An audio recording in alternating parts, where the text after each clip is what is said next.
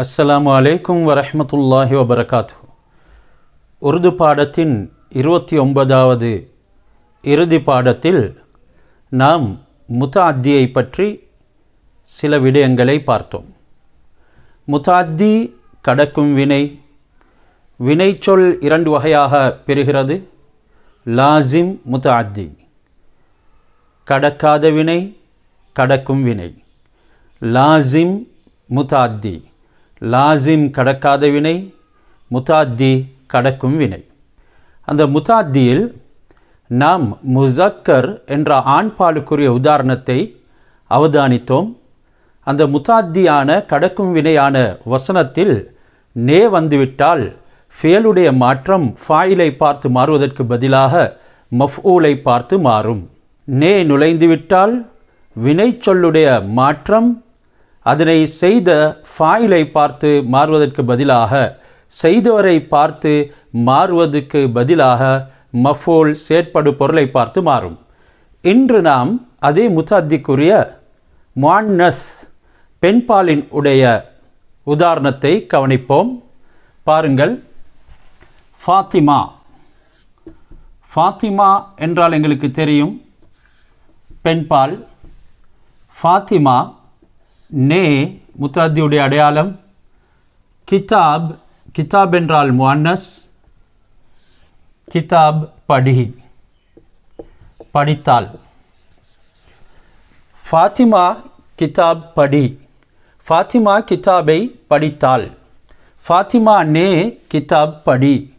ஃபாத்திமா கிதாபை புத்தகத்தை படித்தாள். இரண்டும் ஒரே கருத்து.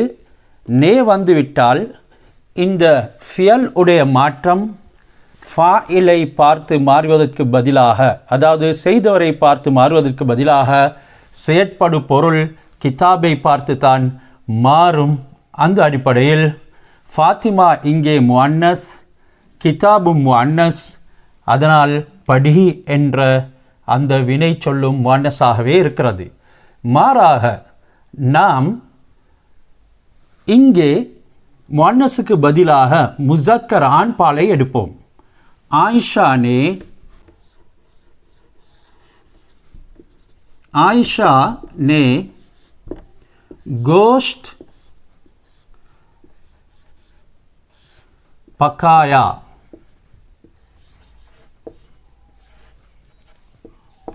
ஆயிஷா மாமிசத்தை சமைத்தாள். ஆயிஷா பெண்பால். பக்காயி என்று வர வேண்டும் பெண்பாலாக இருப்பதின் காரணமாக. ஆனாலும் பக்காயி என்று வரமாட்டாது. காரணம், இந்த கோஷ்ட் என்பது முஸக்கர், அதாவது ஆண்பாலாக இருக்கிறது. எப்பொழுது செயற்படு பொருள் ஆண்பாலாக இருக்குமோ அந்த நேரம் ஃபியல் வினைச்சொல்லுடைய மாற்றம் அந்த செயற்படு பொருளை பார்த்து தான் மாறும். இங்கே ஆயிஷா பெண்ணாக இருந்தாலும் கூட செயற்படு பொருளை பார்த்து இந்த வினைச்சொல் ஆண்பாலாக மாறியிருக்கிறது. காரணம், செயற்படு பொருள் முஸக்கராக ஆண்பாலாக இருப்பதின் காரணமாக. நாம் இன்னும் ஒரு உதாரணத்தை கவனிப்போம். ஆயிஷா ने बच्चे को देखभाल किया. आयशा ने बच्चे को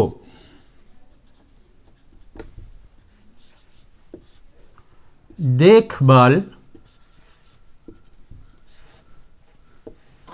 किया. ஆயிஷா பிள்ளையை கண்காணித்தாள். ஆயிஷா பிள்ளையை கவனித்தாள், கண்காணித்தாள்.